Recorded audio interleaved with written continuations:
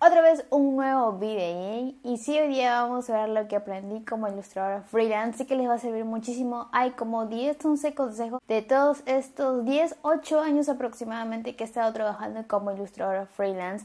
No exactamente perenne, pero en los últimos años sí, ya como ilustradora freelance. Así que espero les guste muchísimo este video y lo puedan compartir con todos sus compañeros, amigos, lo que sea. Que más personas sepan sobre este mundo de ilustración. Y ahora sí vamos a ver esta experiencia. Bien, ya sabemos sobre que no hay que confiar en nadie, que tenemos que tener el 50% del trabajo adelantado. Ahora viene otra cosa, que por más que tengas un cliente super top con el que siempre trabajes, mantén tu forma de proceso de pago, o sea, a respetar siempre tu forma de trabajo, que te paguen al menos la mitad. No puedes ser confiado en ese aspecto, porque a mí me pasó con una clienta con la que siempre trabajaba y al final, después de casi un año, me terminó pagando. Por eso respeta la forma de pago. Puede pasar que hay clientes que dicen te pagué, pero ¿dónde está el voucher? El contrato, por eso es siempre importante, o si no, la parte del documento con la firma del cliente y listo. Ten todo organizado y las cotizaciones antiguas. En estos años he aprendido que no te quedas con un solo precio toda tu vida. Esto cambia de acuerdo a la experiencia que vas adquiriendo y tu valor sube. Por eso guarda cotizaciones antiguas para que sepas cuánto cobrabas años anteriores y que puedes aumentar en el precio y por qué. Siempre es bueno comparar los documentos y también tener cotizaciones que no salieron para ver cuál fue el error o por qué no pagaron. De esta manera puedes hacer un análisis y cotizar mucho mejor. Con ello vas a ir aprendiendo.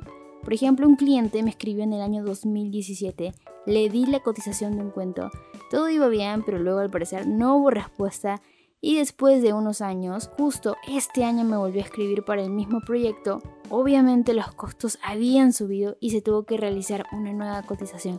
Ahí me di cuenta que faltaban ajustar ciertas cosas. Entonces cada año vas viendo tu progreso, tu experiencia que vas adquiriendo y ello sube el valor de tu trabajo. Felizmente esa cotización está guardada en correos antiguos, entonces esta experiencia te indica que todo debe estar ordenado y no eliminar correos. Saber inglés. Bueno, muchos de los trabajos en editorial y otros que he tenido han sido con clientes del extranjero, sobre todo con clientes de habla inglesa. Entonces llegaba el correo en inglés por una genial propuesta de trabajo, pero ahí venía el problema. Como yo no soy experta en el idioma, tenía miedo por no saber responder adecuadamente.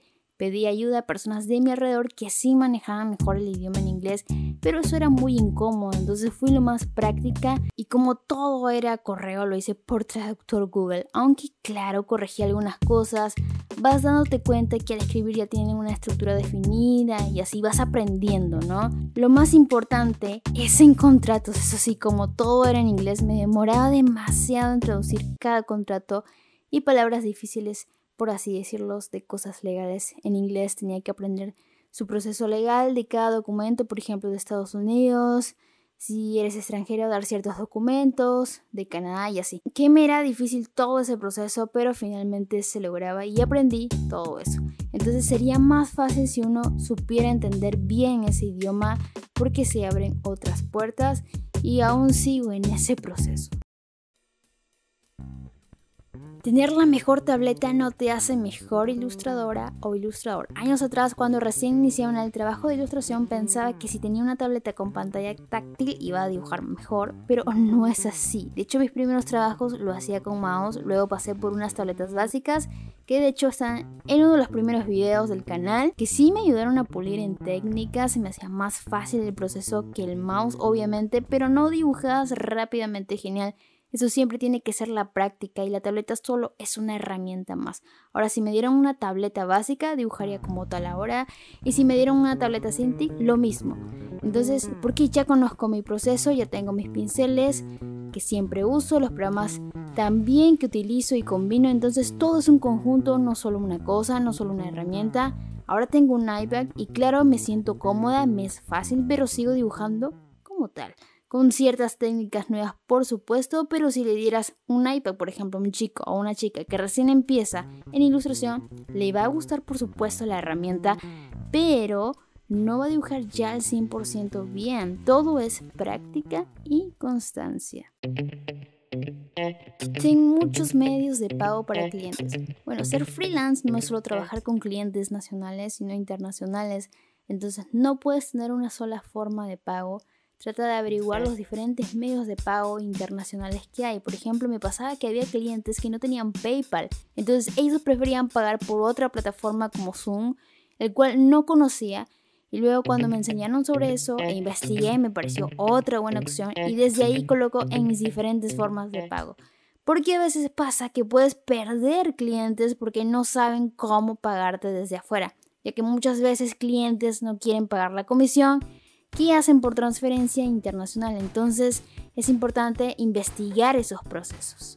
Saber sobre ingresos pasivos. Hace poco hablé sobre los ingresos pasivos en el videín de 5 secretos para ganar dinero. Esto lo aprendí cuando empecé a realizar mis cursos online, talleres virtuales que hacía también por YouTube hace muchos años atrás. Este método no te lo enseñan en la escuela ni en la universidad y deberían enseñarlo porque es importante para todos, sea el rubro que te encuentres. Entonces, a partir de esa experiencia, decidí averiguar más sobre los ingresos pasivos que, como bien he comentado en el anterior video, son un gran soporte. Entonces empecé a realizar mi propio trabajo con productos que sean ingresos pasivos y que por supuesto sea de ilustración. Por eso si tienes el tiempo y la oportunidad, busca sobre ese término. Muchos ilustradores no saben y otros sí lo aprovechan bastante, como el ilustrador Galshare. Antes de que termine el video, no te olvides darle un super mega like, compartirlo, suscribirte al canal, que por supuesto es gratis, y sobre todo voy a dejar mis links en la caja de descripción. Ya sabes que mi tienda de recursos digitales la vas a poder encontrar en gumroad.com, Andreaga, y mis cursos también online los voy a dejar en la descripción como siempre. Y eso.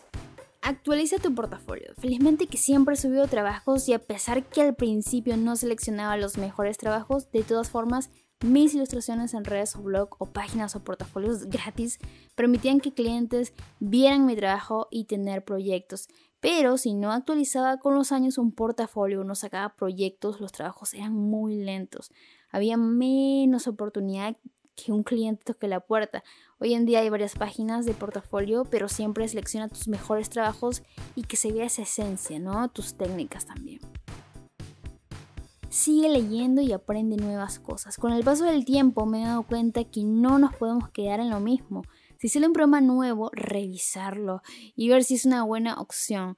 El futuro ya está aquí y cada vez salen nuevas aplicaciones que nos permiten optimizar los tiempos de nuestros trabajos o salen nuevas herramientas y tenemos que aprender, ¿no? A estar actualizados con todo. Por otro lado, no solo tienes que saber de ilustración, sino a manejar tus tiempos, saber cobrar, saber tener tus cuentas ordenadas, saber sobre ingresos activos y pasivos, sobre cosas legales, etc. Entonces, si ves un libro sobre derechos, sobre precios de mercado o simplemente de tu rubro de ilustración, compra y lee porque te permite tener una visión más extendida de todo tu campo y por supuesto ganar experiencia y seguridad.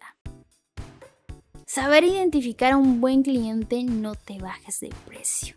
Últimamente ya sé identificar a clientes que quieren todo barato o que no están decididos y no saben sobre precios y piensan que solo uno hace dibujitos. Es importante tener unas preguntas generales sobre proyectos, preguntar cada detalle como cantidad de personajes, si tiene fondo o no, la fecha aproximada del tiempo, si es sobre licencias, cuántos productos se explotarán, todo.